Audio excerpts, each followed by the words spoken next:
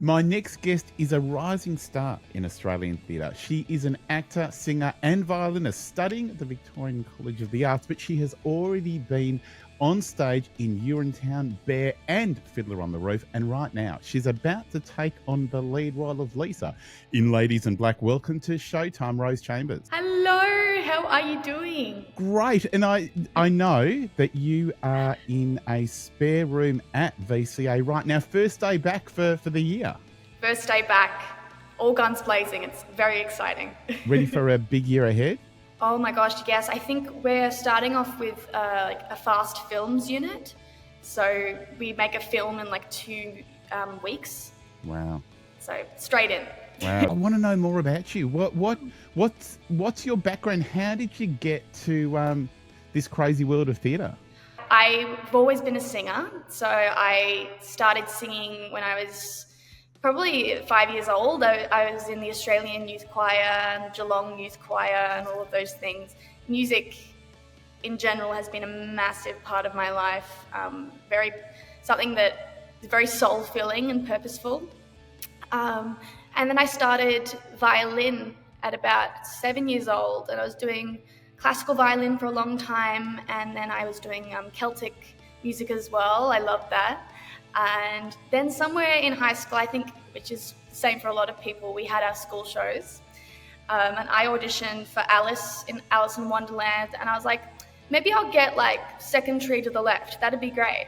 But I ended up getting Alice, and it kind of it started something in my brain, and I got the bug, and ever since then it has been this life. And it really started with my drama teacher, Mandy Calderwood. She really instilled a lot of love for theatre in me at that time. Yeah. And Rose, you grew up in Geelong. What was the theatre scene like for you growing up there? A lot of people say there's something in the water there because the amount of talent is ridiculous. And the amount of camaraderie, everywhere you go, you will know somebody. And there is so much love and excitement, and everybody wants to be there for the right reason. It's really, really exciting, and I miss it so much. They're beautiful. What do you think was the show that made you really fall in love with music theatre? I'm going to say I did Urinetown when I was maybe 17 or 18. And it was so ridiculous, because that show is ridiculous.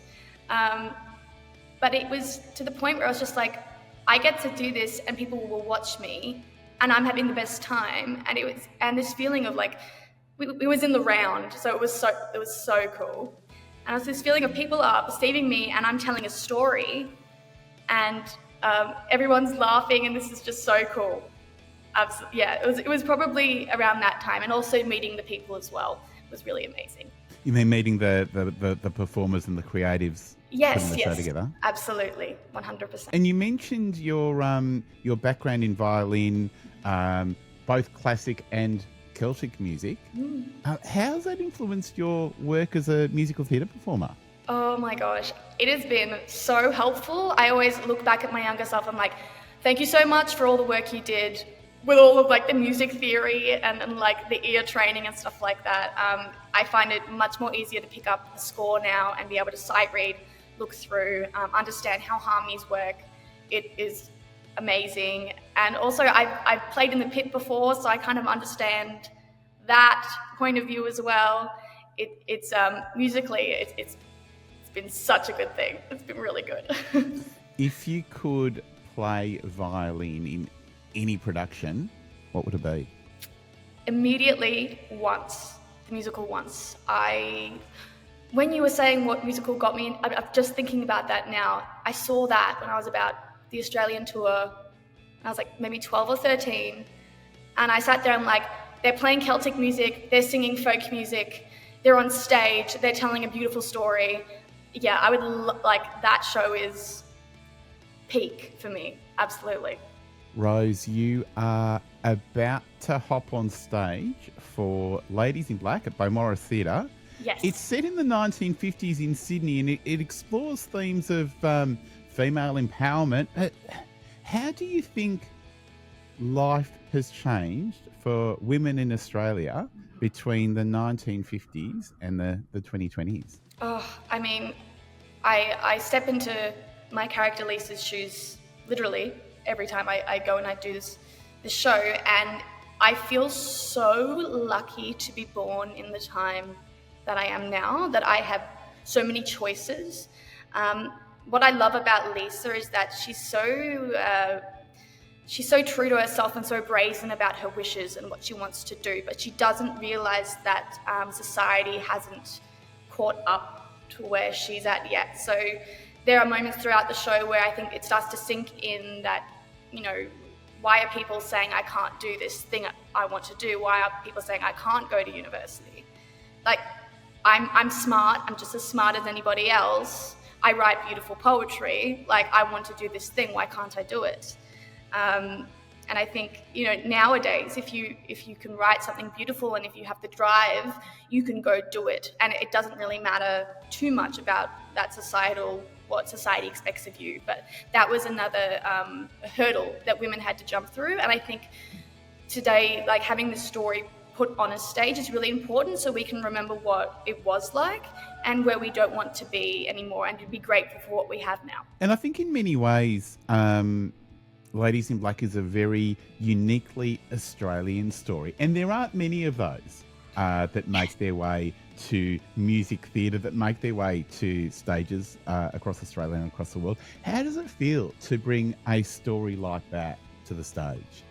It was one of the sole reasons I wanted to do the show. I mean, besides Bo Morris being absolutely a beautiful company, I am obsessed with up-and-coming Australian theatre. I think it's where it's at. I think it's where it needs to be going. And I was like, well, if I can start putting myself in that space, that would just be like peak for me. I love singing in the Australian accent. I think it is so authentic. Because, and I'm sure you know this, like, American accents are so, like, everywhere with musical theatre. And it's just like, I want to hear a voice that I hear every day walking down the street, something that I can relate to, you know? And I think Australians have a lot to say. And I think Australians are very creative. And I'm really excited for this framework to start to change. And I want to put myself in that space. Yeah. I've got very fond memories of opening night of Ladies in Black at the Melbourne Theatre Company production. I'm a big Crowded House and Split Ends fan. So, you know, anything Neil Finn, Tim Finn, I'm there. Yes. The music really helps, I think, portray our evolving Australian identity in a way that only a Finn brother can do. Super biased, but what do you think of that? Oh my gosh, his music, we like to say when we were learning it, he's like the Australian Sondheim, because it is like, it's not easy stuff. Like, he is very talented, and that shows, but it's also so story driven, which is just, it's what he does in his songs anyway. I think that's why they're so popular. But it also has that Australian flair that you can hear in, like, essences of Split Ends and Crowded House. Like, you're like, oh, I know that sound. That's really cool. Having him create it makes it even more special and even more uniquely an Australian piece.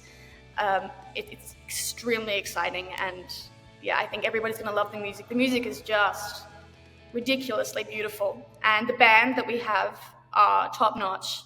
They're incredible. We had our first run through last night and the night before with them, and they're ridiculous. They're very, very, very good, and they're making the music shine. So it's incredible. Rose, I agree with everything that you said about Tim Finn being Australia's Sondheim, about him really understanding the core of what it is to be an Australian through song. But, you know, every single New Zealander listening and watching to this was triggered by what you just said, because, of course, we do claim the Finn brothers as ours and as Melburnians.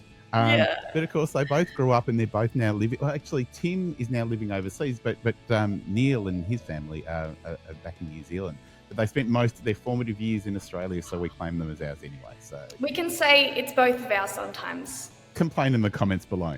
The Southern Hemispheres sometimes. And of course, you're not alone on stage. You've got a group of incredible women who are part of the department store staff, who all have very distinct personalities. They're not a traditional musical theatre ensemble that are just sort of there in the background for harmonies and colour and movement, but they really are part of the story, and they really, Yes. I think, in many ways help shape Lisa's journey throughout the show. Absolutely. I think Lisa is kind of a reflection of who they once were. You can see that in characters, the older characters like Miss Jacobs and Miss Cartwright. She reminds them of what they wanted to be, but what they couldn't be because of society. And then there's beautiful characters like Magda, who is what Lisa sees as this beautiful, refined future and what she wants to be.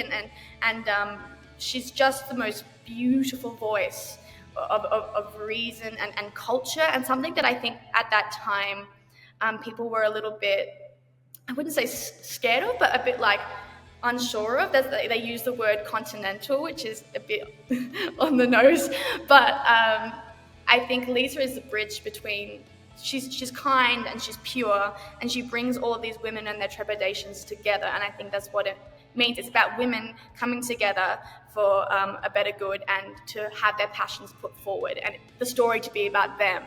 The story is about them, it's highlighting them, not anyone else. It's these women and what they're doing, and I think it really is everyone's story. It's everyone's story.